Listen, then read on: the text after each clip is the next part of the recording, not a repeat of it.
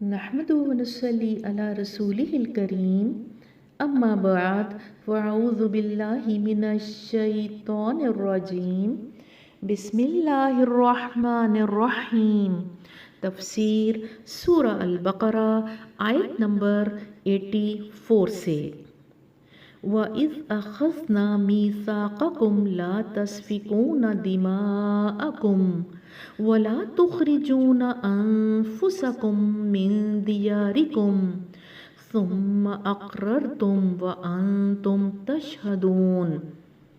پھر ذرا یاد کرو، ہم نے تم سے مضبوط عہد لیا تھا کہ آپس میں ایک دوسرے کا خون نہ بہانا اور نہ ایک دوسرے کو گھر سے بے گھر کرنا۔ تم نے اس کا اقرار کیا تھا، تم خود اس پر گواہ ہو۔ آیت نمبر 85 ثم انتم هؤلاء تقتلون انفسکم، مگر آج وہی تم ہو کہ اپنے بھائی بندوں کو قتل کرتے ہو۔ وَتُخْرِجُونَ فَرِيقًا مِّنكُم مِّن دِيَارِهِمْ، اپنی برادری کے کچھ لوگوں کو خانماں کر دیتے ہو۔ تَظَاهَرُونَ عَلَيْهِمْ بِالْإِثْمِ وَالْعُدْوَانِ، ظلم و زیادتی کے ساتھ ان کے خلاف جتھے بندیاں کرتے ہو۔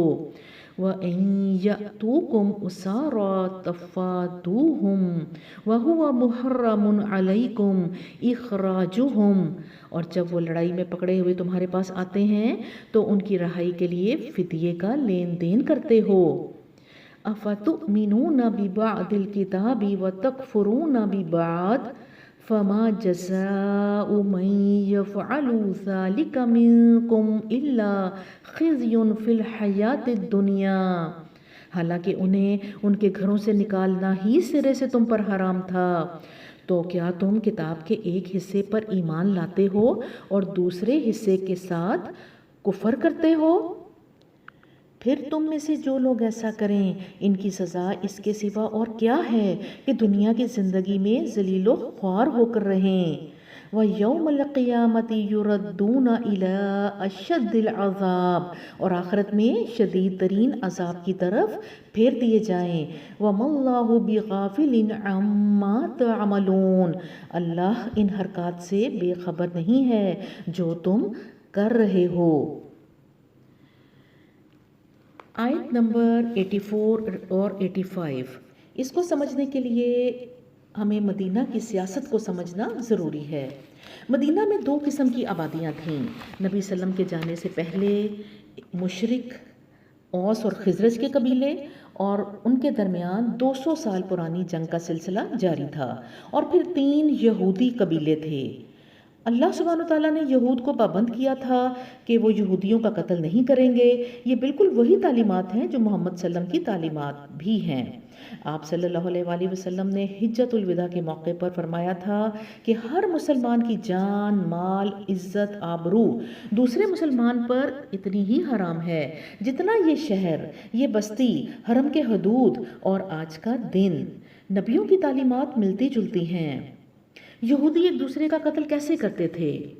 یہاں ہم نے پڑھا کہ 2 مشرک قبیلے تھے، اوس اور خزرج، اور 3 یہودی قبیلے تھے۔ جب محمد صلی اللہ علیہ وسلم کی تعلیمات سے پہلے یہودی جو تھے وہ کیا کرتے تھے؟ ایک دوسرے سے ڈائریکٹلی جنگ نہیں کرتے تھے۔ ان میں سے 2 یہودی قبیلے اوس اور 1 یہودی قبیلہ خزرج کا سپورٹر تھا۔ یہ لوگ جب اوس اور خزرج کی جنگ ہوتی تو اپنے حلیف کی معاونت کے لیے کود پڑتے تھے، اور یوں یہودیوں کی تلواروں سے یہودیوں کی گردنیں کٹتی اور خون بہتا تھا۔ اور وہ کیا کرتے تھے؟ ان لوگوں کو بے گھر کر دیتے تھے اپنے حلیفوں کی معاونت میں، اور یوں اللہ اور تورات کے احکامات کی خلاف ورزی کرتے تھے۔ اور جب یہودی ان کے پاس قیدیوں کی شکل میں آتے تب ان کو اللہ کے احکامات یاد آ جاتے تھے اور وہ فدیے کا لین دین کرتے تھے۔ اس پر اللہ سبحانہ وتعالیٰ نے تبصرہ کیا ہے کہ تم بعض حصوں کو مانتے ہو اور بعض کو چھوڑ دیتے ہو۔ تم تورات کے ان حصوں کو جن سے دنیاوی فائدہ ہو مانتے ہو، اور جن سے دنیا کا نقصان ہو انہیں چھوڑ دیتے ہو۔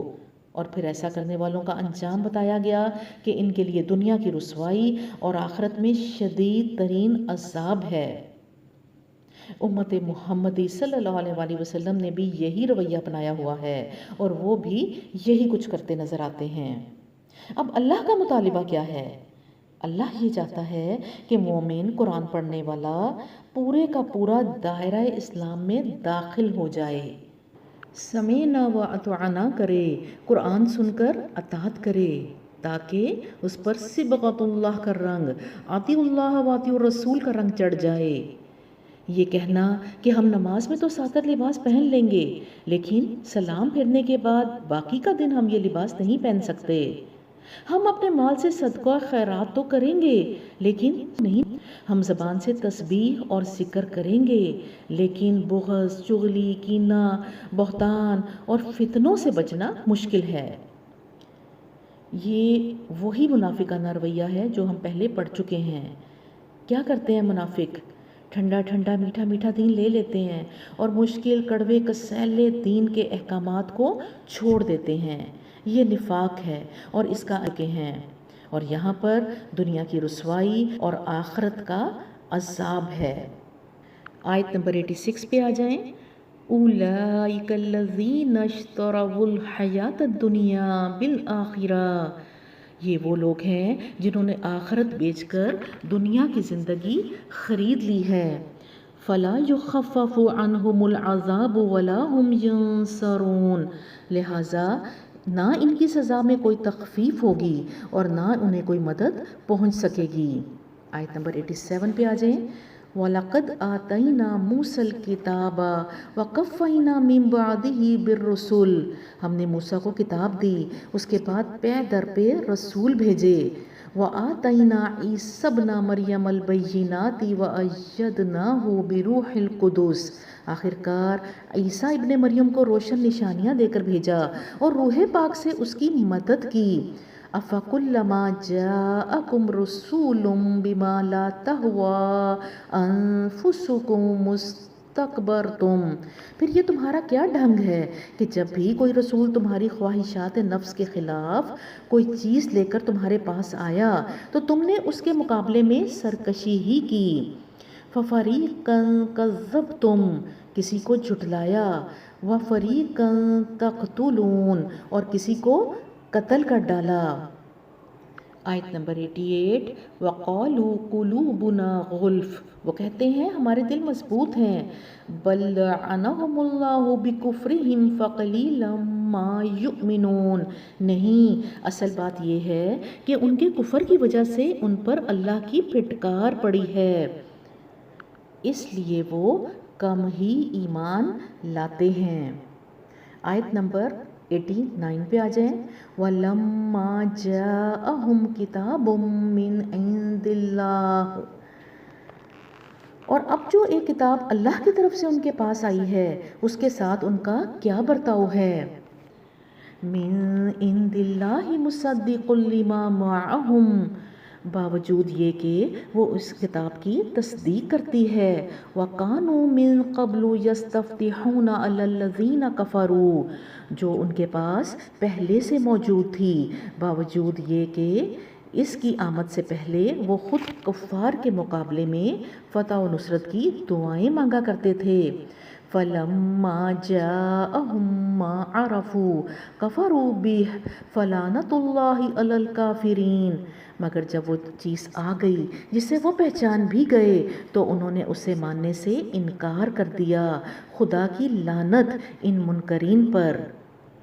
بنی اسرائیل فتح و نصرت کی دعائیں کیسے مانگتے تھے؟ اہل کتاب کو تورات اور انجیل میں نبی صلی اللہ علیہ وآلہ وسلم کی آنے کی نشانیاں اور علامتیں بتائی گئی تھیں، یہاں تک کہ تورات میں محمد صلی اللہ علیہ وآلہ وسلم کا نام اسمہ احمد نام لے کر بتایا گیا تھا، بالکل ویسے ہی جیسے ہمیں امام مہدی اور دجال کی خبر دی گئی ہے، ان کو نبی صلی اللہ علیہ وآلہ وسلم کے آنے کی خبر دے دی گئی تھی۔ وہ منتظر بھی تھے کیونکہ ایک طویل دورانیے سے وحی کا سلسلہ منقطع تھا اور حضرت عیسیٰ علیہ السلام کے 571 سال تک کوئی نبی نہیں آیا تھا۔ بنی اسرائیل ذلت اور رسوائی کا شکار تھے، مغلوب تھے۔ جب ان کی غالب قومیں ان کو ستاتی تھیں تو وہ کہتے تھے کہ ہمارا نبی آنے والا ہے، جب ہمارا نبی آئے گا تو اب اللہ کے حکم سے فتح اور نصرت ہمارے شامل حال ہوگی اور تب ہم تمہیں بتائیں گے۔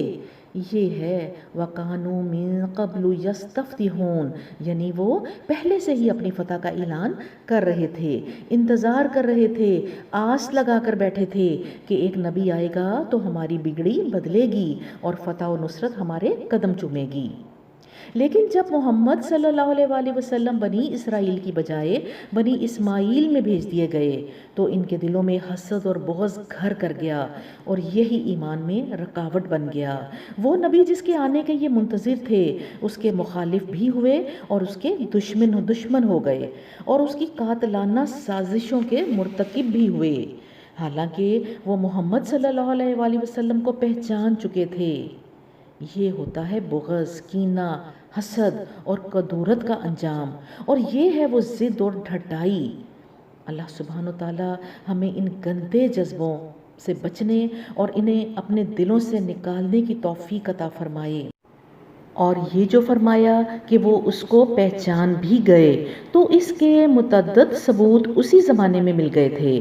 سب سے معتبر شہادت ام المومنین حضرت صفیہ رضی اللہ عنہا کی ہے، جو خود ایک بڑے یہودی عالم کی بیٹی اور ایک دوسرے عالم کی بھتیجی تھیں۔ وہ فرماتی ہیں کہ جب نبی صلی اللہ علیہ وآلہ وسلم مدینہ تشریف لائے تو میرے باپ اور چچا دونوں آپ سلم سے ملنے گئے، بڑی دیر تک آپ سلم سے گفتگو کی، پھر جب گھر واپس آئے تو میں نے اپنے کانوں سے ان دونوں کو یہ گفتگو کرتے سنا۔ چچا: کیا واقعی یہ وہی نبی ہے جس کی خبریں ہماری کتابوں میں دی گئی ہیں؟ والد: خدا کی قسم ہاں۔ چچا: کیا تم کو اس کا یقین ہے؟ والد: ہاں۔ چچا: پھر کیا ارادہ ہے؟ والد: جب تک جان میں جان ہے اس کی مخالفت کروں گا اور اس کی بات چلنے نہ دوں گا۔ یہ ضد تھی، ڈھٹائی تھی، انانیت تھی۔ آیت نمبر 90 پہ آ جائیں۔ بئس ما اشتروا بہ انفسہم ان یکفروا بما انزل اللہ، کیسا برا ذریعہ ہے جس سے یہ اپنے نفس کی تسلی حاصل کرتے ہیں کہ جو ہدایت اللہ نے نازل کی ہے، بغیاً ان ینزل اللہ من فضلہ علی من یشاء من عبادہ فباءوا بغضب علی غضب وللکافرین عذاب مہین۔ اس کو قبول کرنے سے صرف اس ضد کی بنا پر انکار کر رہے ہیں کہ اللہ نے اپنے فضل سے اپنے جس بندے کو خود چاہا نواز دیا، لہٰذا اب یہ غضب بالائے غضب کے مستحق ہو گئے ہیں، اور ایسے کافروں کے لیے سخت ذلت آمیز سزا مقرر ہے۔ آیت نمبر 91 پہ آ جائیں۔ وَإِذَا قِيلَ لَهُمْ آمِنُوا بِمَا أَنزَلَ اللَّهُ قَالُوا نُؤْمِنُ بِمَا أُنزِلَ عَلَيْنَا وَيَكْفُرُونَ بِمَا وَرَاءَهُ وَهُوَ الْحَقُّ مُصَدِّقًا لِمَا مَعَهُمْ قُلْ فَلِمَ تَقْتُلُونَ أَنْبِيَاءَ اللَّهِ من قبل إن كنتم مؤمنین۔ جب ان سے کہا جاتا ہے کہ جو کچھ اللہ نے نازل کیا ہے اس پر ایمان لاؤ تو وہ کہتے ہیں ہم تو صرف اس چیز پر ایمان لاتے ہیں جو ہمارے ہاں اتری ہے، اس دائرے کے باہر جو کچھ آیا ہے اس سے ماننے سے وہ انکار کرتے ہیں، حالانکہ وہ حق ہے اور اس تعلیم کی تصدیق و تائید کر رہا ہے جو ان کے ہاں پہلے سے موجود تھی۔ اچھا ان سے کہو اگر تم اس تعلیم ہی پر ایمان رکھنے والے ہو جو تمہارے ہاں آئی تھی تو اس سے پہلے اللہ کے ان پیغمبروں کو جو خود بنی اسرائیل میں پیدا ہوئے تھے کیوں قتل کرتے رہے؟ آیت نمبر 91۔ یہاں پر اللہ سبحانہ وتعالیٰ نے تبصرہ کیا ہے کہ تم کہتے ہو کہ ہم اس چیز پر ایمان لاتے ہیں جو ہمارے ہاں یعنی نسل اسرائیل میں اتری ہے، تو اللہ سبحانہ وتعالیٰ فرماتے ہیں کہ تم تو ان پر بھی ایمان نہیں لاتے۔ اللہ نے ان کی ضد اور ڈھٹائی کی نفی ان کے رویوں سے بتا دی ہے۔